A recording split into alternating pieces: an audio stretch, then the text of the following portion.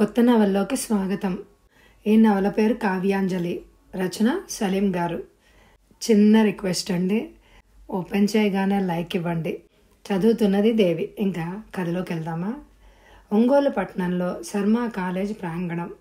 Principal రూమ్కి బయట అసహనంగా కూర్చుని ఉంది కావ్య. ఉద్యోగం కోసం ఇంటర్వ్యూలకు వెళ్ళిన అనుభవం లేకపోవడం వల్ల ప్రస్తుతం ఆర్థిక పరిస్థితి దృష్ట్యా ఉద్యోగం తప్పనిసరి కావడం వల్ల ఆమె ఒత్తిడికి లోనవుతోంది. గదిలో తనతో పాటు కూర్చుని ఉన్న మిగతా అభ్యర్థుల వైపు పరిశీలనగా చూసింది. 3 యువకులు, మరో యువతి. ఆమె వైపు తను చూసినప్పుడు పలకరింపుగా నవ్వింది ఆమె. ఒత్తిడి నుంచి ఉపశమనం కోసం నవ్వే నవ్వు. తను సమాధానంగా నవ్వింది.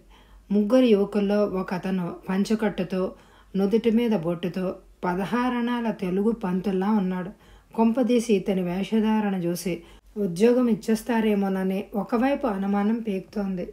ఉన్నది ఒక్కటే ఉద్యోగం, తెలుగు లెక్చరర్ ఉద్యోగం. 5-6 పోటీ పడుతున్నారు. దేవుడా, నీకు తెలుసు కదా ఈ ఉద్యోగం నాకెంత అవసరమో, అంత నీదే భారం అని మనసులోనే వేడుకుంది. హాయ్, నా పేరు పద్మజ. మీరు ఎంఏ ఎక్కడ చేశారు? ఇందాక నవ్వినావిడ మాట కలిపింది. తనేం సమాధానం చెప్తుందోనని ఆ 3 యువకులు ఆసక్తిగా తన వైపు చూస్తున్నారన్న విషయం కావ్య గమనించి మరింత ముడుచుకుపోయింది. సమాధానం చెప్పకపోతే పొగరనుకుంటారేమో. తనకు పొగరలేదు, ఆత్మన్యోన్యత భావం తప్ప. నేను డిస్టెన్స్లో చదివానండి. చాలా మెల్లగా గొణుగుతున్నట్టుగా అంది. ఓ, డిస్టెన్స్ ఎడ్యుకేషనా? ఇంటి ముందుకే చదువన్నమాట. నేను ఆంధ్ర యూనివర్సిటీలో ఎంఏ చేశాను. ఆమె గర్వంగా తల ఎగరేసి చెప్పింది. ఆ తర్వాత ఎవరు తనంటే ఆసక్తి చూపలేదు. ఇంటర్వ్యూలో ఏమేం ప్రశ్నలు అడగొచ్చుననే విషయం మీద మిగిలిన 4 చర్చించుకోవడంలో మునిగిపోయారు. తనను అసలు ఆ గదిలో లేనట్టు పట్టించుకోకుండా దూర విద్య అంటే ఎంత చిన్న చూపో. ఎంఏలో 78% మార్కులు వచ్చాయి.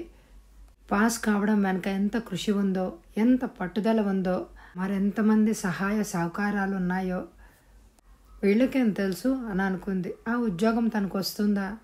తనకే వచ్చేందుకు ఏ ప్రత్యేకతలు ఉన్నాయని తనకు పోటీగా వచ్చిన ఈ 4 అభ్యర్థులతో పోలిస్తే తను 0. కొండంత నిరాశ ఒక్కసారిగా ఆమెను చుట్టేసి ఊపిరాడనీయకుండా ఉక్కిరి బిక్కిరి చేసేసింది. ఇంటర్వ్యూకి బయలుదేరే ముందు అమ్మతో వెళ్ళొస్తానమ్మా అన్నప్పుడు అమ్మ అన్న మాటలు గుర్తొచ్చాయి. దేనిలోనైనా సరే విజయం వరించాలంటే మొదట మన మీద మనకు నమ్మకం ఉండాలి. డిస్టెన్స్లో చదివిన నాకు ఉద్యోగం వస్తుందంటావా అంటూ నిన్నటి నుండి ఒక 10 సార్లు నన్ను అడిగి ఉంటావు. ఒక 100 సార్లు నీలో నీవు అనుకుని ఉంటావు. మంచి లెక్చరర్స్కి కావాల్సిన అర్హతలు నీలో ఉన్నాయా లేవా అని చూస్తారే తప్ప నువ్వు ఎక్కడ చదివావు అన్నది వాళ్ళకి ముఖ్యం కాదు. నిన్ను నువ్వు తక్కువ చేసుకోకు. కష్టపడి చదువుకున్న నీకు రాకపోతే ఇంకెవరికి వస్తుందా ఉద్యోగం అని అంది. ఆమె మాటలు ధైర్యాన్ని ఇచ్చిన ఆట పట్టిస్తూ తనని, అవును నీతో చెప్పారు కదా అలాగనే. వాళ్ళెవరో చెప్పడం దేనికే, నా మనసు చెప్తోంది, నా తల్లి హృదయం చెప్తోంది అని అమ్మ చెప్పినప్పుడు తనకి కన్నీళ్ళు వచ్చాయి. అమ్మని చుట్టేసుకుని ఏడ్చేశాను. అమ్మా, నేను చెప్పేది జాగ్రత్తగా విను. ఈ జన్మకే కాదు, మరో 100 జన్మలెత్తినా నీ కడుపునే పుట్టాలి. నువ్వే నాకు అమ్మ కావాలి అని అంది. తను ఇంటర్ పాస్ అయినప్పుడు ఇంట్లో పండగల వాతావరణం. అమ్మ నాన్న, తను ఎంఎస్సిలో 90% మార్కులతో కాలేజీకి ఫస్ట్ వచ్చింది. నాన్న కోరినట్టు ఆ రోజు అమ్మ గారెలు పాయసం చేసింది. నాన్న అల్లూరయ్య షాప్ నుంచి తనకి ఇష్టమైన మైసూర్పాక్ తెచ్చి తినిపించాడు. ఎంసెట్ రాశాక ఎన్ని కలలో. ఇంజనీరింగ్లో చేరి బాగా చదివి పెద్ద ఉద్యోగస్తురాలైపోయినట్లు, వేలకు వేలు జీతం వచ్చి అమ్మ చేతిలో పోసినట్టు, నాన్న చేత ఆ బట్టల కొట్లో గుమాస్తా ఉద్యోగం మానిపించినట్లు ఇంటర్వ్యూ ప్రారంభమైంది. మొదట ఒక అతను లోపలికి వెళ్ళాడు. అతని పేరు పిలిచినప్పుడు కావ్య తన ఆలోచనల నుంచి బయటపడి అతను లోపలికి వెళ్ళాక మళ్ళీ ఆలోచనలోకి వెళ్ళిపోయింది. ఎంసెట్ ఫలితాలు మరో వారంలో వెలువడతాయి అనగా నాన్న యాక్సిడెంట్లో చనిపోయాడు. తాను కన్న కలలన్నీ కరిగిపోయాయి. నాన్న ఉండడన్న విషయమే తన ఊహకెప్పుడూ రాలేదు. ఒక్కసారిగా దట్టమైన చీకట్లు అలముకున్నట్లు, ఎవరూ తయారుగా లేని విషాదం. చీకట్లు పడబోతోందని తెలిస్తే ముందుగానే కొవ్వొత్తి అగ్గిపుల్ల తయారుగా ఉంచుకోవచ్చు. అనుకోకుండా అంధకారం కమ్మేస్తే 4వ తరగతి వరకే చదువుకున్న అమ్మ బట్టలు కొట్టు యజమాని దయతలిచి అమ్మకొక పని ఇవ్వబట్టి సరిపోయింది. ఉదయం కొట్టు శుభ్రం చేయడం, కస్టమర్లకు చూపించిన బట్టల్ని మడతపెట్టి మళ్ళా సర్ది పెట్టడం, ఆకలికి మాడకుండా ఆ వచ్చే జీతం ఆదుకుంది. నాన్న బ్రతికున్న రోజుల్లో మిగిల్చిన డబ్బుతో తను శర్మ కాలేజీలో బీకాంలో చేరి డిగ్రీ పూర్తి చేసింది. డిగ్రీ కావడమే ఆలస్యం. ఉద్యోగాల వేటలో పడి నెల తిరగకుండానే అకౌంట్స్ రాసే పనిలో చేరిపోయింది. నెలకు 5,000 జీతం, అమ్మకొచ్చే 3,000. ఉద్యోగం చేస్తూనే తెలుగులో ఎంఏకి కట్టసాగింది. మొదటి అభ్యర్థి బయటకొచ్చాడు. అతని మొహం సంతోషంగా వెలిగిపోతోంది. మిగతా 2 యువకులు ఇంటర్వ్యూ ఎలా జరిగిందో అని అడిగారు. చించేశాను అన్నాడు అతను. మరొక యువకుడు లోపలికెళ్ళి 10 నిమిషాల్లో బయటకొచ్చాడు. అంత తొందరగా వచ్చేసారంటే ఎక్కువ ప్రశ్నలు అడగలేదా? పంచకట్టుతో ఉన్నతను అడిగాడు. వాళ్ళ మొహం వాళ్ళేం అడుగుతారు, నేనే వాళ్లను ముంచేశానుగా, దుమ్ము లేపేశా. ఆ మాట తీరుకి కావ్యకి నవ్వొచ్చింది. ఒకడేమో చించేశానంటాడు, మరొకడేమో దుమ్ము లేపేశానంటాడు. వీళ్ళ భాష ఎంత అధ్వాన్నంగా ఉంటే ఇక విద్యార్థులకి ఏం నేర్పుతారు? అంతా టీవీ యాంకర్ల భాష. ఈ పంచకట్టులో ఉన్న 3వ వాడు లోపలికెళ్ళి వచ్చాక ఎరగదీశానంటాడేమో. హతవిధి. వీళ్లకు తెలుగు లెక్చర్లయితే తేట తెలుగు, తేనెలూరు తెలుగని కాస్త చేదు తెలుగుగా చేసేస్తారేమో. చివర్లో కావ్య వంతు వచ్చింది. లోపలికెళ్లే ముందు 4-5 సార్లు శ్వాసని బలవంతంగా తీసుకుని వదిలింది. తనకున్న క్వాలిఫికేషన్స్ గురించి మరోసారి ఆలోచించింది. అవసరాన్ని మించిన గొప్ప క్వాలిఫికేషన్ మరేముంది? అవసరం మనుషుల చేత దుర్మార్గురాలే కాదు, అద్భుతాలు కూడా చేయించగలదు. అలా అనుకునే ఆమెలో నమ్మకం పెరిగింది. లోపలికెళ్ళి నమస్కారం పెట్టింది. వాళ్లలో తెలుగు శాఖాధిపతి రెహమాన్ గారు కూడా ఉన్నారు. లెక్చరర్ కావాలని ఎందుకు అనుకుంటున్నావమ్మా అని అడిగారు ఒక ఆయన. పిల్లలకు పాఠాలు చెప్పడంలో దొరికే తృప్తి మరే ఉద్యోగంలోనూ ఉండదు. విద్యాదానాన్ని మించిన దానం ఏముంటుంది? ఎటొచ్చి విద్యను బోధించేందుకు జీతం తీసుకోవడమే నేటి దుస్థితి. బ్రతుకు తెరువుకో మార్గమైన అన్నిట్లోకి ఉత్తమమైన మార్గం కాబట్టే దీన్ని ఎన్నుకున్నాను అని అన్నాను. ఇంతకంటే ఎక్కువ జీతంతో వేరే ఉద్యోగం వస్తే ఏం చేస్తావమ్మా? నిజాన్ని నిర్భయంగా చెప్పు. నాకు డబ్బు కన్నా నచ్చిన ఉద్యోగం చేయడమే ముఖ్యం. అందుకే బ్యాంకు ఉద్యోగాలకో, పబ్లిక్ కమిషన్ సర్వీస్ నిర్వహించే ఉద్యోగాలకో దరఖాస్తు కూడా చేయలేదు. అందున ఈ కాలేజీలో లెక్చరర్గా ఉద్యోగం చేయడం కన్నా అదృష్టం మరేం ఉంటుంది? ఇబ్బడి ముబ్బడిగా పుట్టుకొచ్చిన ప్రైవేట్ కాలేజీలు లెక్కలేనన్నీ ఉన్నాయి ఊర్లో. శర్మ కాలేజీదంతా గత వైభవమే తల్లి. విద్యార్థులకు, వాళ్ళ తల్లిదండ్రులకు గవర్నమెంట్ కాలేజీలంటే చిన్న చూపు. బీదా బిక్కి మాత్రమే గత్యంతరం లేని పరిస్థితుల్లో చేరుతున్నారు. ప్రిన్సిపాల్ గారి గొంతులో ధ్వనించిన నైరాశ్యం. నేను డిగ్రీ కాలేజీలోనే చదివాను. రెహమాన్ గారు మాకు పాఠాలు చెప్పారు. వారి వల్లనే తెలుగు ఎంఏలో మంచి మార్కులతో పాస్ అయ్యాను. నేను చదివిన కాలేజీలో నాకు చదువు చెప్పిన గురువుగారి దగ్గర పనిచేయడం అనే భాగ్యం చాలా అరుదుగా, చాలా కొద్ది మందికి మాత్రమే లభిస్తుంది. ఈ రోజుల్లో తెలుగు చదివేవాళ్ళు తక్కువైపోతున్నారు. నర్సరీ నుంచి పిల్లలకు ఇంగ్లీష్ నేర్పుతున్నారు తప్ప మన మాతృభాష అయిన తెలుగుని నేర్పాలనే ధ్యాసే ఉండడం లేదు. ఈ పరిస్థితిని చక్కదిద్ది తెలుగు భాషకి పూర్వ వైభవం కల్పించాలంటే ఏం చేస్తే బాగుంటుంది? ఈ ప్రశ్న అడుగుతారని ముందే ఊహించింది. గొంతు సవరించుకుని చెప్పడం ప్రారంభించింది. ఆమె వెలుబుచ్చిన భావాలకు, ఆ వాగ్ దాటికి, అందమైన స్పష్టమైన ఉచ్చారణకి ఆ గదిలోని వ్యక్తులు అప్రతిభులయ్యారు. కవిత్రయం గురించి ప్రశ్న వేశాక ఇప్పుడొస్తున్న స్త్రీవాద సాహిత్యం గురించి ప్రశ్నించారు. కావ్య సరిగ్గా సమాధానం చెప్పింది. కావ్యకు తాను ఇంటర్వ్యూని చాలా బాగా చేసినట్టు తృప్తిగా అనిపించింది. ఉద్యోగం వచ్చినా రాకున్నా ఇది తన మొదటి విజయంగా భావించాలి అని అనుకుంది. సమయం 12:30 అయింది. ఆకలి వేయడం లేదు. సంతోషంతో కడుపు నిండిపోయినట్టు భావన. ఉద్యోగం వచ్చేది రానిది వారం రోజుల తర్వాత తెలుస్తుంది. కానీ తనకు ఫలితాలు ఎలా ఉండబోతున్నాయి అన్న దిగులేదు. గీతలో చెప్పినట్టు కర్మణ్యే వాధికారస్తే మా ఫలేషు కదాచన. తాను తన కర్తవ్యాన్ని బాగా నిర్వర్తించింది. తర్వాత ఏం జరుగుతుందో అనేది తన చేతుల్లోనే లేదు. వెంటనే ఇంటికి వెళ్ళాలనిపించలేదు. మెల్లగా నడుచుకుంటూ రంగారాయుడు చెరువుని చేరుకుంది. గట్టునున్న ఓ చెట్టు కింద కూర్చుంది. నాన్న జ్ఞాపకాలు వచ్చాయి. ఈ చెరువు అంటే నాన్నగారికి ఎంత ఇష్టమో. నాన్న పీవీఆర్ స్కూల్లో చదువుకునే రోజుల్లో మధ్యాహ్న భోజనాలు ఈ చెరువు గొట్టునే తినేవారట. చెరువు నీళ్లు లేత కొబ్బరికాయ నీళ్లలాగా తీయగా ఉండేవట. భోజనాల తర్వాత క్యారేజీ గిన్నెలు చెరువు నీళ్లలో కడుగుతుంటే చిన్ని చిన్ని చేపలు గుంపులుగా వచ్చి ఆ మెతుకుల్ని తినేవట. నాన్న బతికుంటే తన ఇంటర్వ్యూ అనుభవాలు విని ఎంత సంతోషించేవారో. మెల్లగా వెక్కిళ్ళు వినిపించాయి. కావ్య ఉలిక్కిపడి చూసింది. ఉదయం పూట, సాయంకాలం పూట చాలామంది వచ్చి కూర్చునే చోటది. కానీ అది మధ్యాహ్న సమయం కావడం వల్ల ఆవలిగట్టున ఒకరిద్దరు తప్ప తను కూర్చున్న వైపు ఎవరూ లేరు. భ్రమ పడ్డానేమో అని అనుకుని గాలికి మెల్లగా కదులుతున్న నీటి ఉపరితలం వైపు చూస్తూ మరలా ఆలోచనలోకి వెళ్ళిపోయింది. రెహమాన్ గారు చేసిన సహాయం మరవలేనిది. ఇంటర్వ్యూలో కూడా ఎంత సపోర్ట్ చేశారో. తను సమాధానం చెప్పగల ప్రశ్నలే అడిగారు. ఆయన అలా సౌమ్యంగా ఎప్పుడు చూసినా ప్రశాంతంగా చిరునవ్వు చెదిరిపోకుండా ఉండడం ఎలా సాధ్యమో.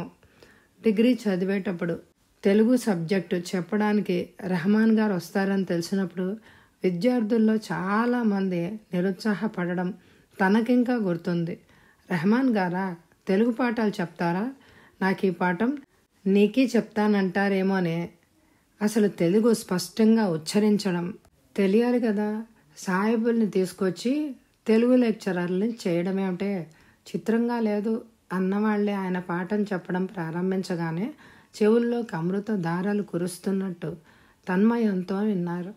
పేరు రెహమాన్ అయినా ముస్లిం కాదేమో. కొంతమంది హిందువుల్లో కూడా మన ఊళ్ళో మస్తాన్ అనే పేర్లు పెట్టుకుంటారు తెలుసు కదా. ఆ బాపతేమో అనే చెవులు కొరుక్కుంటున్న వాళ్ళు నోళ్ళు మూయిస్తూ రెహమాన్ గారు చెప్పారు, నేను ముస్లిం అయ్యుండి కూడా ఇంతటి చక్కటి తెలుగు ఎలా మాట్లాడగలుగుతున్నానని కదా మీ అనుమానం. ఓ భాష మీద పట్టు సాధించడానికి మతానికి సంబంధం లేదు. నాకు తెలుగు అంటే ఇష్టం. ఆ ఇష్టంతో ఎంఏ చేశాను. ఆ ఇష్టంతో లెక్చరర్గా జాయిన్ అయ్యాను. తెలుగు లెక్చరర్ అనగానే మీ మనసులో ఒక రూపం మెదిలి ఉంటుంది. బహుశా తెలుగు సినిమాల ప్రభావం కావచ్చు. నిజ జీవితానికి సినిమాలకి మధ్య ఎంతటి వ్యత్యాసం ఉందో అర్థమైందా అంటూ నవ్వారు. మరలా వెక్కిళ్ళు వినిపించాయి. ఈసారి మరింత స్పష్టంగా. కావ్య లేచి నిలబడింది. తన కూర్చున్న చెట్టు చుట్టూ తిరిగి చూసింది. ఎవరూ లేరు. కొద్దిగా దూరంలో మరో చెట్టు ఉంది. శబ్దం చేయకుండా చెట్టుని సమీపించింది. చెరువుకి అభిముఖంగా కూర్చుని మోకాళ్ల మధ్య తలబెట్టుకుని ఏడుస్తున్నాడు అతను. ఆమెకు అతని వీపు మాత్రమే కనిపిస్తోంది. చామల ఛాయగా బక్కపల్చగా ఉన్నాడు.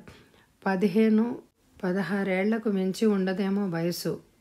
అమ్మో నాన్నో కొట్టారా? ఏమైనా పోగొట్టుకున్నాడా? ఎవరైనా తిట్టారా? కారణం ఏంటో కనుక్కుని అతన్ని ఓదార్చాలి అని అనిపించింది. దారిన పోయే దానయ్య ఎవరో ఏడుస్తే తనకెందుకు? అనవసరమైన విషయాల్లోకి తలదూర్చి లేనిపోని సమస్యల్ని కొని తెచ్చుకున్నట్టే అవుతుందేమో అని అనుమానంతో ఆగిపోయింది. కానీ ఎంతో దీనంగా ఏడుస్తున్నాడో పాపం. ఏం కష్టం వచ్చిందో గుండెలు తరుక్కుపోతోంది ఆమెకు. జాలి లేకుండా బ్రతకడం తనకు సాధ్యం కాని పని అని పలకరించడం వల్ల ఏమిటి నష్టం అని ఆమెలోని స్త్రీ సహజమైన కారుణ్యం ముందుకు వెళ్ళమని బోధించింది. అటువంటి సందిగ్ధావస్థలో ఆమె అక్కడే నిలబడిపోయింది. ఆ కుర్రవాడు లేచి నిలబడ్డాడు. అక్కడే ఉండాలో పక్కకు తప్పుకోవాలో అర్థం కాలేదు కావ్యకు. కానీ అతను తల తిప్పి చూడలేదు. కొద్దిసేపు మౌనంగా నిలబడి చెరువులోని నీళ్లలోకి చూశాడు. కొద్దిగా ముందుకు కదిలి గట్టు అంచుని నిలబడ్డాడు. ఎండాకాలంలో చెరువులో స్నానం చేయడానికి కుర్రవాళ్ళు దూకినట్టు నీళ్లలోకి దూకాడు. ఇది ఈత కొట్టే చెరువు కాదని తెలీదా? అసలు ఈత కోసమే దూకాడా? కావ్య అతన్ని చూసింది. కాళ్ళు చేతులు ఆడించడం లేదు. మునిగిపోతున్నాడు. అప్పుడు అర్థమైంది ఆత్మహత్య చేసుకోవడానికి దూకాడని. ఆమెకు ఆ క్షణం ఏం చేయాలో అర్థం కాలేదు. పెద్ద పెద్ద కేకలు వేసింది. రోడ్డు మీద జన సంచారమే లేదు. ఆవలిగట్టును కూర్చుని ఉన్న ఒకళ్ళిద్దరు కూడా వెళ్ళిపోయినట్టున్నారు. ఎవరో వచ్చి రక్షిస్తారని ఎదురు చూస్తూ కూర్చుంటే ఆ కుర్రాడు మునిగిపోయి చనిపోవడం ఖాయం. ఆమెకు చప్పున తనకి ఈత వచ్చన్న విషయం గుర్తొచ్చింది. చిన్నప్పుడు తాతయ్య వాళ్ళ ఊరు ఏలూరు వెళ్ళినప్పుడల్లా కాల్వలో ఈత కొట్టేది. మొదట్లో తాతయ్య దగ్గరుండి నేర్పించాడు. తర్వాత తానే స్వయంగా మగపిల్లలతో సమానంగా ఈత కొట్టేది. అతను అప్పటికే 2-3 మొలకలు వేశాడు. మరో ఆలోచన లేకుండా చీరను గోచిలాగా బిగించి నీళ్లలోకి దూకింది. కుర్రవాడి చొక్కాని పట్టుకుని గట్టువైపుకి లాక్కొస్తుంటే, నన్ను వదులు, నన్ను చావని అంటూ గింజుకుంటున్నాడు. తన బలమంతా ఉపయోగించి వాణ్ణి గట్టు మీద లాగేసి తను చెరువులోంచి బయటకొచ్చింది. అతను సన్నగా బలహీనంగా ఉండడంతో అంతగా శ్రమ పడకుండా సునాయాసంగా అతన్ని గట్టు మీదకి చేర్చగలిగింది. ఆమె ఆయాసం తీర్చుకుంటుంటే అతను శత్రువుని చూసినట్టు కోపంతో అసహ్యంతో ఆమె వైపు చూస్తున్నాడు. కావ్య అతని వైపు ప్రశాంతంగా చూస్తూ నవ్వింది. మొహం చాలా లేతగా ఉంది. పై పెదవి మీద మెరుస్తున్న నోనోగు మీసం. అతను మళ్ళా ఏడుస్తున్నాడు. నీ పేరేంటి? చీర నుంచి నీళ్లను పిండుకుంటూ అడిగింది. నీకెందుకు? ఎందుకు చావాలనుకుంటున్నావు? నీకు అనవసరం, నాకు అవసరం. దానికి 2 కారణాలున్నాయి. ఒకటి, నిన్ను కాపాడాను కాబట్టి. నువ్వు ఈ రోజు నుంచి నాకు రుణపడిపోయావు. ఆ రకంగా నాతో మర్యాదగా గౌరవంగా ప్రవర్తించాల్సిన బాధ్యత నీ మీద ఉంది. రెండో కారణం ఏంటంటే ఆత్మహత్యకి పాల్పడ్డం నేరం. పోలీసులకు తెలిస్తే నిన్ను జైల్లో వేస్తారు. నువ్వు చెప్పే కారణాలు బట్టి చెప్పాలో వద్దో నిర్ణయించుకుంటాను. పోలీసులు ఊసెత్తగానే అతని కళ్ళల్లో భయం స్పష్టంగా కనిపించింది. కానీ వెంటనే సంభాళించుకుని బింకంగా చెప్పాడు. నాకేమన్నా భయమా? చెప్పుకో. చావాలనుకున్న వాడిని ఏ జైళ్ళు భయపెట్టలేవు. నువ్వు రక్షించి నా ప్లాన్ పాడు చేసావు కాబట్టి నువ్వంటే కోపంగా ఉంది. నువ్వంటే అసహ్యంగా ఉంది. రాక్షసులాగా అడ్డుపడ్డావు. బాగా మాటకారివే. ఏం చదువుతున్నావు? నీకు చెప్పాల్సిన అవసరం లేదా నాన్న? ఏ పరీక్షలోనో ఫెయిల్ అయి ఉంటావు, అవునా? కాదు, నేనెప్పుడు క్లాస్ ఫస్టే.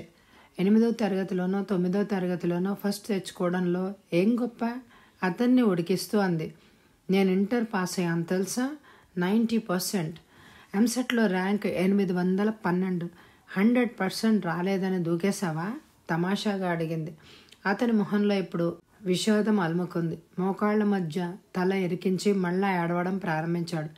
చిన్నపిల్లాళ్ళ ఏడుస్తున్నావే, సిగ్గనిపించడం లేదా? ఇంటర్ పాస్ అయ్యానంటున్నావు అంటే 16-17 వయసు ఉంటుంది. సమస్య ఎదురైతే ధైర్యంగా ఎదురు నిలిచి పోరాడాలే కానీ ఇలా ఆత్మహత్యకు పూనుకుంటారా? మగపిల్లాడివి కదా, ఆ మాత్రం పౌరుషం లేకపోతే ఎలా? చావాలనుకోవడం ఓటమి కాదా? నా పరిస్థితులు ఎవరున్నా అలానే చేస్తారు. ఏంటా పరిస్థితులు? నాకు బాగా చదువుకోవాలనుంది.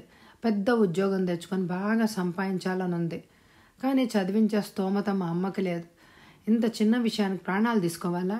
చదవాలనే పట్టుదల ఉంటే 100 మార్గాలు కనిపిస్తాయి. నీకు అది చిన్న విషయంలా కనిపించవచ్చు. నాకు మాత్రం చదువుకోలేకపోతే బ్రతికే వృధా అని అనిపిస్తుంది. చదువు కొనసాగించడానికి 100 మార్గాల నాకు ఒక్క దారి కూడా కనిపించడం లేదే. నువ్వు ఆవేశంలో ఉన్నావు, అందుకే ఆలోచన పని చేయడం లేదు. మెరిట్ స్టూడెంట్స్ని ఫ్రీగా చదివించే సంస్థలు ఉన్నాయి. బాగా చదువుకునే పేద విద్యార్థుల్ని చదివించే దయార్థ హృదయులు చాలామందే ఉంటారు. నాకు తెలిసిన ప్రతి వాళ్ళని అడిగి లేదనిపించుకున్నాకే జీవితం మీద విరక్తి కలిగి ఆత్మహత్య చేసుకోవాలని నిర్ణయించుకున్నా. నువ్వు సరైన వ్యక్తుల్ని అడిగుండవు. నీకోసం అలాంటి వ్యక్తుల్ని నేను వెతికి పెడతాను. సరేనా? నిజంగానా? నా చదువు కొనసాగించడం కోసం నేనేం చేయమన్నా చేస్తాను. ఎంత కష్టమైనా పడతాను అంటూ అతని కళ్ళలో మళ్ళీ నీళ్లు ఉరికాయి. సరే, మొదట ఇంటికి వెళ్దాన్రా. ఎవరింటికి? మీ ఇంటికి కాదులే, మా ఇంటికి. అయినా మీ ఇంటికి నేను రాకూడదా ఏంటి? రాకూడదని కాదు, మా ఇల్లు చిన్న పాక. నువ్వు కూర్చోడానికి కుర్చీ కూడా ఉండదు. నాకేమీ కుర్చీలు అక్కర్లేదయ్యా. కింద కూర్చోడానికి నాకేం నామోషిగా లేదు. పద, నాకు బాగా ఆకలిస్తోంది. అతనికి చెయ్యి అందిస్తూ అంది. అతను మొహమాటంగానే ఆ చెయ్యి అందుకొని నిలబడి, నా పేరు నవీన్. సారీ, ఇందాక నీతో కోపంగా మాట్లాడాను అని అన్నాడు. నా పేరు కావ్య. మనం ఈ రోజు నుంచి ఫ్రెండ్స్. ఇంట్లో ఎవరు ఉండరా? తాళం తీస్తున్న కావ్యని అడిగాడు. ఇంట్లో అమ్మ నేను ఉంటాం. అమ్మ బట్టల కొట్లో పనిచేస్తుంది. ఇంటికి వచ్చేసరికి రాత్రి 9 అవుతుంది.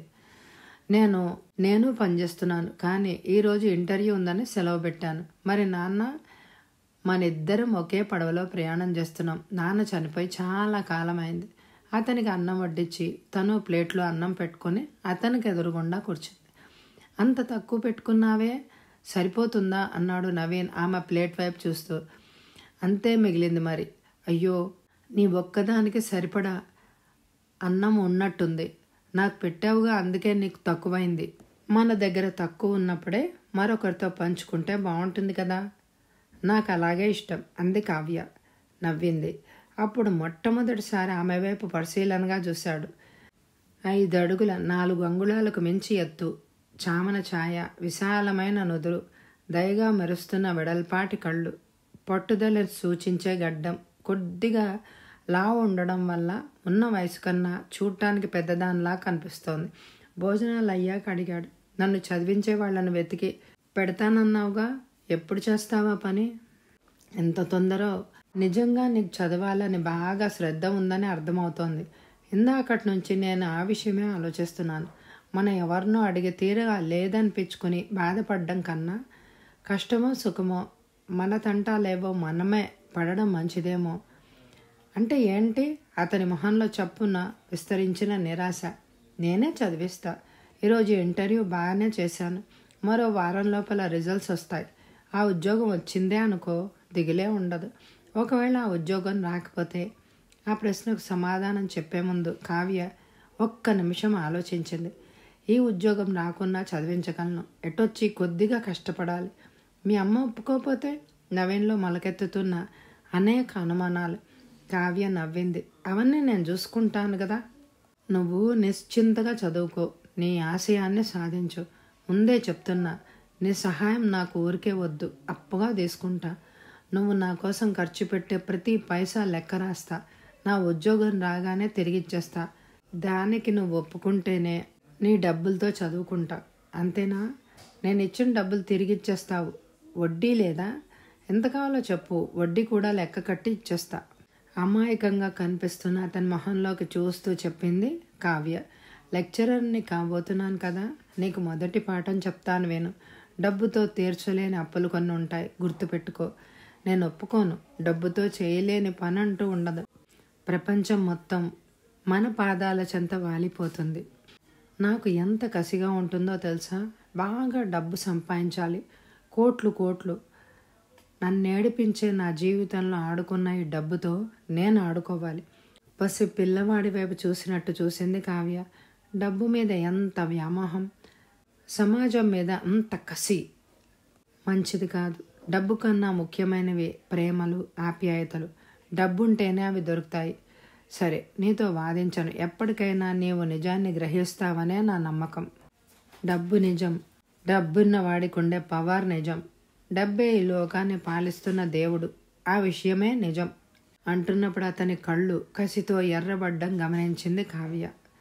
నవీన్ ఉన్నంతసేపు సరదాగా గడిచింది.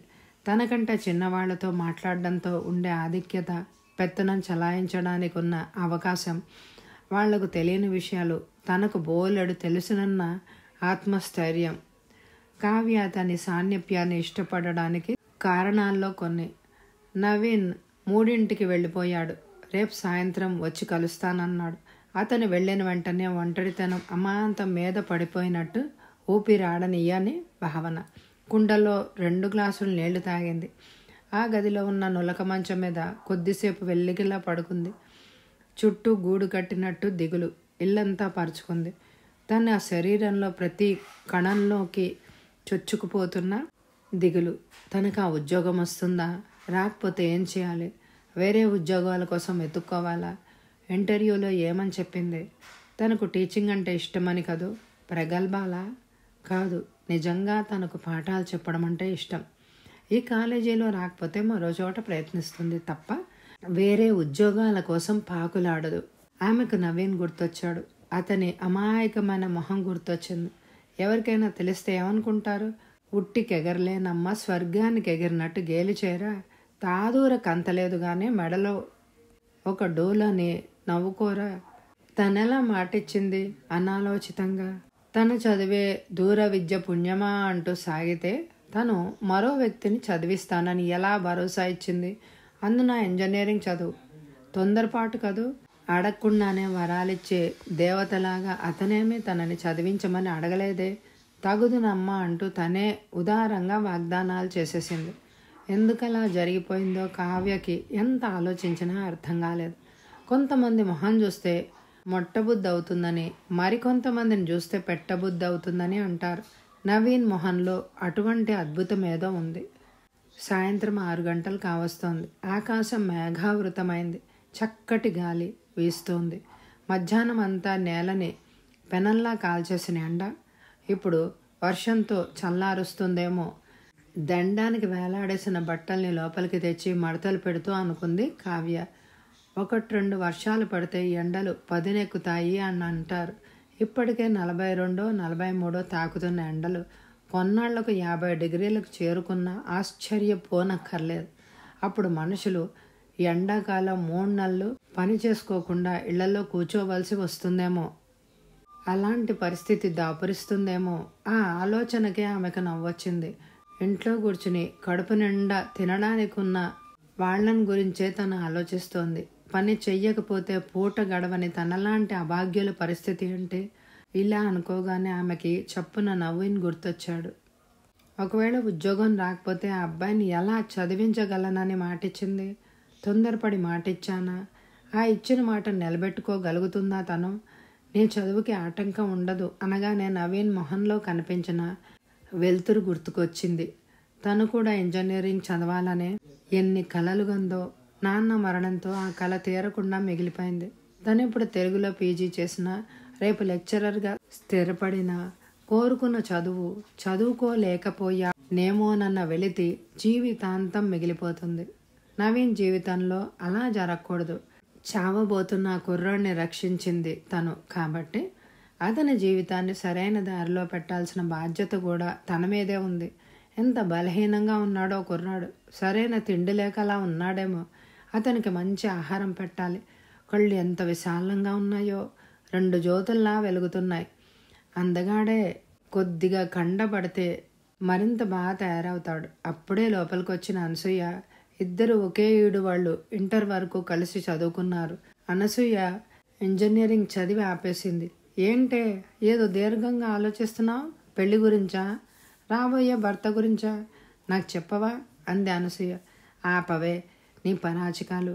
పెళ్లి గురించి కలలుగానే అవకాశం నేలాంటి డబ్బున్న మారాణులకు ఉంటుంది. బ్రతకడానికి రోజుకో పోరాటం చేసే మాలాంటి వాళ్ళకి అదృష్టం ఎక్కడిది చెప్పు అంది కావ్య. మనది పెళ్లి గురించి ఆలోచించే వయసేగా. పెళ్లి గురించి కాకపోతే బాయ్ ఫ్రెండ్ గురించి అనుకో. ఓహో మర్చిపోయానే, నీకు బాయ్ ఫ్రెండ్ కూడా లేడు కదా. నీకున్నాడుగా, చాలేవే. నువ్వు చెప్పు నీ రాజకుమారుడి సంగతి ఏమిటో. ఏముంటాయి చెప్పడానికి? అంత పాత చింతకాయ పచ్చడే.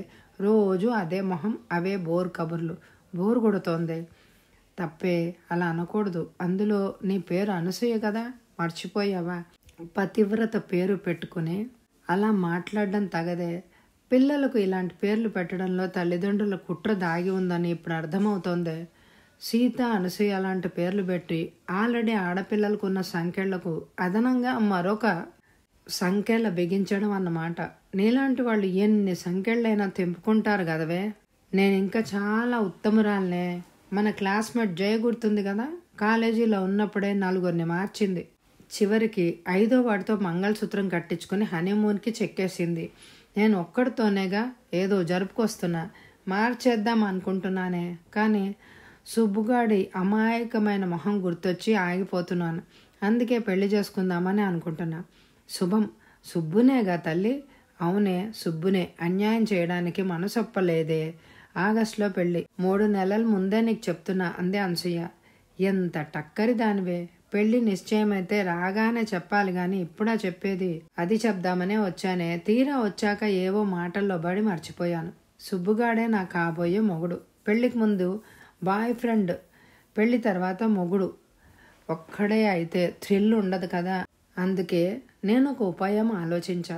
ఏమిటది? కొంపదీసి చెయ్యకూడని పనేమైనా చేస్తావా? చేద్దామనే అనుకుంటా, కానీ అలా చేస్తే సుబ్బు ఉరేసుకుంటాడే. ఆ పాపం నాకెందుకు? ఆత్మహత్యకు ప్రేరేపించిన దాన్ని నేనే కాబట్టి జైలు శిక్ష కూడా పడుతుంది. అందుకే ఆ ఆలోచననే మానుకున్నానే కన్ను గీటుతూ అంది అనసూయ. సర్లే, నీ ప్లాన్ ఏమిటో చెప్పు. సుబ్బు చేత శోభనం రాత్రి వేరే రూపం వచ్చేలాగా మేకప్ చేస్తా. దశావతారాల్లో కమల్ హాసన్ 10 రకాల మొహాల్లో కనిపిస్తాడు చూడు, అలా అన్నమాట. పెద్దగా నవ్వింది. నీ పెళ్లి కబుర్లు విని చాలా సంతోషంగా ఉంది. సుబ్బు కూడా నా అభినందనలు తెలియచేయి. తప్పకుండా. నా పెళ్లి కూడా అయిపోతే నా ఫ్రెండ్స్లో పెళ్లి కావాల్సిన దానివి నువ్వొక్కతే మిగిలిపోతావే. ఇంతకు నీ పెళ్లి గురించి ఇంట్లో ఏమైనా ఆలోచిస్తున్నారా? కావ్య విషాదంగా నవ్వింది. మొదట నేను ఒక ఉద్యోగం చూసుకోవాలి. అమ్మను కష్టపడనివ్వకుండా చూసుకోవాలి. ఈ ఆలోచనల మధ్య పెళ్లి ఆలోచన రావడమే లేదు. అయినా నేను పెళ్లి చేసుకుని వెళ్ళిపోతే అమ్మనెవరు చూసుకుంటారు? అలాగని జీవితాంతం పెళ్లి చేసుకోకుండా ఉండిపోతావా ఏంటి? మరీ చాదస్తాలకు పోకు. ఇప్పుడు జనరేషన్ ఎంత ఫాస్ట్గా ఉందో చూడు. అమ్మైనా ఎంతకాలమో చెప్పు. తప్పుగా అనుకోకు. అమ్మ తదనంతరం నువ్వు ఒంటరి దానిగా మిగిలిపోతావా? పిచ్చి పిచ్చి ఆలోచనలు మానుకొని బుద్ధిగా పెళ్లి చేసుకో. మీ అమ్మ తను బ్రతికేదో తను బ్రతకగలదు. ఏమోనే, అలా ఆలోచించడానికి మనసు ఒప్పడం లేదు. పాపం అమ్మ నా కోసం ఎంత కష్టపడిందో. తిని తినక నన్ను చదివించింది. అమ్మకి ఇప్పుడు ఓపిక ఉంది. ఏదో పని చేసుకొని 4 డబ్బులు సంపాదించుకుంటోంది. రేపు ముసలితనంలో కాళ్ళు చేతులు ఆడకపోతే అమ్మకు దిక్కెవరు? నువ్వు ఉన్నావుగా. పెళ్లి చేసుకుంటే నా భర్త ఇష్ట ప్రకారం నడుచుకోవాలిగా. ఈ రోజుల్లో అలా ఏమీ లేదే. మగపిల్లల్లో చాలా మార్పు వచ్చింది. నువ్వు అమ్మను చూసుకోవచ్చు. దానికి ఒప్పుకునే వాళ్ళు కూడా ఉన్నారు, దొరుకుతారు. ఏమోనే, నా నుదుట ఏం రాసుందో. చాలే వైరాగ్యం. రాత లేదు, గీత లేదు. అంతా మన చేతుల్లోనే ఉంది. మంచి కుర్రాన్ని చూసి ప్రేమించి పెళ్లి చేసుకో, సుఖపడతావు. ప్రేమ? అమ్మో, నాకంత ధైర్యం లేదే అంది కావ్య గుండెల మీద చెయ్యేసుకుంటూ. నీ కర్మ. అమ్మమ్మ కాలంలో పుట్టాల్సిన దానివి. పొరపాటున ఇప్పుడు పుట్టావు. సర్లే, పెళ్ళెప్పుడు? చాలా పనులున్నాయి. మీ అమ్మకు కూడా చెప్పుంచి వారం వరకు మా ఇంట్లోనే ఉండాల్సి వస్తుంది. వారమా? ఊరికే అన్నాలేవే, 2-3 రోజులు. అది తప్పదు. అలా అయితే ఓకే అంటూ నవ్వింది కావ్య. అనసూయ వెళ్ళిపోయాక వంట ఏర్పాట్లో మునిగిపోయింది. అమ్మ వచ్చేటప్పటికి రాత్రి 9 అవుతుంది. అందుకే సాయంత్రం వంట చేయాల్సిన బాధ్యత కావ్యదే. ఆమెకు తన ఇంటర్వ్యూ ఎలా జరిగిందో తెలుసుకోవాలనే ఉత్కంఠ. రెహమాన్ గారు ఉండేది పక్క వీధిలోనే. వెళ్ళి కనిపిస్తే ఏమైనా సమాచారం దొరకచ్చు. ఆ ఆలోచన రావడం ఆలస్యం. ఆమె మనసు వంట మీద నిలబడం లేదు. త్వరగా అన్నం వండేసి చారు కాచింది. 4 బెండకాయలు తరిగి వేపుడు వేసింది. సమయం 8 గంటలు కావస్తోంది. తలుపుకు తాళం వేసి రెహమాన్ గారింటికి బయలుదేరింది. కావ్య వెళ్ళేటప్పటికి రెహమాన్ గారు నమాజ్ చేసుకుంటున్నారు. ప్రతి శుక్రవారం క్రమం తప్పకుండా సాయంత్రాలు ఇంట్లోనే చేసుకుంటారు. కావ్యకి తెలుసు. అందుకే ఏమీ మాట్లాడకుండా వంటగదిలోకి వెళ్ళింది. రెహమాన్ గారి భార్య ఫాతిమా కావ్యాన్ని చూసి, రా, చాలా రోజులైంది మా ఇంటికి వచ్చి. అవునులే, ఎంఏ పూర్తయిందంటగా. అప్పుడైతే ప్రతిరోజు ట్యూషన్ కని వచ్చి పలకరించేదానివి. నువ్వు కనిపించకపోతే చాలా వెల్తిగా ఉంటుందో తెలుసా అంది. కావ్య ఇబ్బందిగా నవ్వింది. రెహమాన్ గారికి 3 కూతుర్లు, 3కి నిక్కాలు చేసి పంపించేశారు. ఓ అల్లుడు అదే ఊళ్ళో ఉంటున్నాడు. ఆ అమ్మాయి అప్పుడప్పుడు వచ్చిపోతూ ఉంటుంది. కావ్య ట్యూషన్ కోసం మొదటిసారి ఇంటికొచ్చినప్పుడు, నువ్వు అచ్చం మా 3వ అమ్మాయి ఖాతూన్లాగా ఉన్నావు తెలుసా, బొట్టొక్కటే తేడా అంటూ కావ్యను దగ్గరగా కూర్చోబెట్టుకుని మురిసిపోయింది ఫాతిమా. కావ్యకు వారింట్లో చనువెక్కువ. ఫాతిమా తన చుట్టుపక్కల వాళ్లతో కావ్య మా 4వ కూతురని చెప్తూ ఉంటుంది. వంటిట్లో పీట వేసుకొని కూర్చుని ఆ రోజు జరిగిన ఇంటర్వ్యూ గురించి ప్రస్తావన తీసుకొచ్చింది. నువ్వు సమాధానాలు బాగా చెప్పావని ఈయనగారు నాతో చెప్పారు అని ఫాతిమా చెప్పగానే కావ్య చాలా సంతోషపడింది. నిజంగానా అమ్మా? నాకు ఉద్యోగం వస్తుందంటారా? చెప్పండి, సంబరపడిపోతూ అడిగింది. ఆ విషయం మాత్రం చెప్పలేను. ఈరోజు కాలేజీ నుంచి రాగానే మొహం కడుకుని వచ్చి కూర్చున్నాక ఎప్పటిలాగే కాఫీ ఇచ్చాను. అది తాగుతూ నీ 4వ కూతురు ఈరోజు ఇంటర్వ్యూకి వచ్చింది. అందరికంటే బాగా సమాధానాలు చెప్పింది అని అన్నారు. కావ్యాలే ఉత్కంఠ. తన బ్రతుకు, తన తల్లి బ్రతుకు ఈ ఉద్యోగం మీద ఆధారపడి ఉంది. ఇప్పుడు నవీన్ భవిష్యత్తు కూడా తన ఉద్యోగం మీదే ఆధారపడి ఉంది. రెహమాన్ నమాజ్ ముగించుకొని వచ్చాక, ఏం బేటీ, భోజనం అయిందా అని పలకరించారు. లేదు సార్, అమ్మ ఇంకా రాలేదు. వంట చేసేసి వచ్చాను. అమ్మ రాగానే కలిసి తింటాం అంది కావ్య. ఆ తర్వాత ఆయన ఏం మాట్లాడలేదు. కావ్య చాలాసేపు ఎదురు చూస్తూ కూర్చుంది. ఆయన ఏదో పుస్తకం చేతిలోకి తీసుకొని చదువుకోవడం మొదలుపెట్టారు. వాళ్ళ భోజన సమయం అయినట్టుంది. ఫాతిమ పదార్థాలన్నీ డైనింగ్ టేబుల్ మీద సర్దుతూ, నువ్వు కూడా తినకూడదా? మాతో కలిసి భోంచేసి చాలా రోజులైంది అంది. లేదు, మా ఇంటికి వెళ్తాను. రెహమాన్ వైపు మరోసారి ఆశగా చూసింది. ఆయన ఏమీ మాట్లాడకపోవడంతో నిరాశపడి వెళ్ళొస్తానమ్మా అన్నప్పుడు రెహమాన్ నవ్వుతూ, నాకు తెలుసు నువ్వెందుకు వచ్చావో అన్నాడు. తెలిసి కూడా నన్ను ఏడిపించాలని కదూ మౌనంగా ఉన్నారు అంది కావ్య. నీకు నువ్వే అడుగుతావని ఎదురు చూసా. అభిమానవతివి కదా, అడగకుండానే తిరిగి వెళ్ళిపోతుంటే నాకే జాలేసింది. జాలి కాదు, అది కూతురి మీద ఉండే వాత్సల్యం అంది ఫాతిమ. నువ్వు ఇంటర్వ్యూ చాలా బాగా చేసావు, మంచి మార్కులే వేశారు అందరూ. చాలా సంతోషమేనా అన్నారు అతను. మరి ఉద్యోగం? మాది ఎయిడెడ్ కాలేజీ కదా, కమిటీ నిర్ణయం తీసుకోవాలి. మేము రికమెండేషన్ మాత్రమే చేయగలం. మా చేతుల్లో ఉండేది అంతవరకే. మరి నాకు ఉద్యోగం రాదంటారా? నిరాశ పడిపోతూ అంది కావ్య. అల్లా దయ్య నీ మీద ఉంటే తప్పకుండా నీకే వస్తుంది. కమిటీ మెంబర్లకు తెలిసిన అభ్యర్థి ఎవరైనా ఉంటే చెప్పలేం కదమ్మా. వచ్చిన వాళ్లలో ఒకతను ఇక్కడ ఎమ్మెల్యేకి దగ్గర బంధువు అనుకుంటాను. అంతా అల్లా నిర్ణయం అన్నాడు ఆకాశం వైపు దువ్వా చేసినట్టు చేతులు చాపి. కావ్య ఇంటికి తిరిగి వచ్చింది. సంతోషపడాలో దిగులు పడాలో తెలియడమే లేదు. ఇంటర్వ్యూ బాగా చేసిందని అనుకుని సంతోషపడాలి. ఉద్యోగం వస్తుందో రాదో తెలియనందుకు బాధపడాలి. తనకే రకమైన రికమెండేషన్లు లేవు కదా. అతను ఎవరో ఎమ్మెల్యేకి బంధువుని అన్నాడు కదా. ఉద్యోగం అతనికే వెళ్ళిపోతుందేమో. కమిటీ మెంబర్లు ఏమీ శ్రీరామచంద్రులు కారు. తప్పకుండా ఒత్తిళ్లకి లొంగే రకాలే. ఇలా ఆలోచించగానే ఆమెకు నిరాశ ముంచెత్తింది. ఆదివారం ఉదయం కావ్య ఇల్లు సర్దే పనిలో నిమగ్నమై ఉంది. వాళ్ళమ్మ వంట పని చేస్తోంది. నవీన్ వచ్చాడు. ఆ రోజు వెళ్ళాక మళ్ళీ ఇదే రావడం. మర్నాడే వస్తామనుకున్నాను, ఏమైపోయావు అని అడిగింది అమ్మకి పరిచయం చేస్తూ. అమ్మ, ఈ అబ్బాయి పేరు నవీన్, చాలా తెలివిగల కుర్రాడు. ఇంటర్ 90% మార్కులతో పాస్ అయ్యాడు. ఎంసెట్లో మంచి ర్యాంక్ వచ్చింది. ఇప్పుడు ఇంజనీరింగ్లో చేరబోతున్నాడు అంది. తను చదివిస్తానన్న విషయం మాత్రం చెప్పలేదు.